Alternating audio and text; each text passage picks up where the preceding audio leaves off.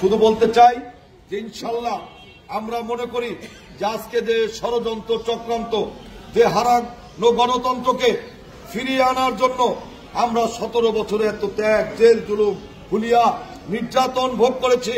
Mona Lisa heavy flow 15 piece প্যাকেটের সাথে 8 পিসের একটি প্যাকেট একদম ফ্রি। সেই এবং দেশনায়ক তারেক রহমানের পেছন থেকে নেতৃত্বেই কিন্তু আজকে বাংলাদেশ এই 5ই আগস্ট আমরা নতুন করে স্বাধীনতা পেয়েছি। সেই জামাতের আমিরও কিন্তু ডাক্তার শফিকুর রহমান আজ থেকে 6 মাস পূর্বে বলেছে যে এই আন্দোলনের পিছনে যে ব্যক্তিটির সবচেয়ে বেশি অবদান, যে ব্যক্তিটি সবচেয়ে বেশি মাস্টারমাইন্ড, এটা হচ্ছে দেশনায়ক তারেক রহমান। এটা জামাতের আমিরের কথা। আজকে বাংলাদেশ নিয়ে ষড়যন্ত্র হচ্ছে, নির্বাচনকে পেছানো বানচালের ষড়যন্ত্র হচ্ছে।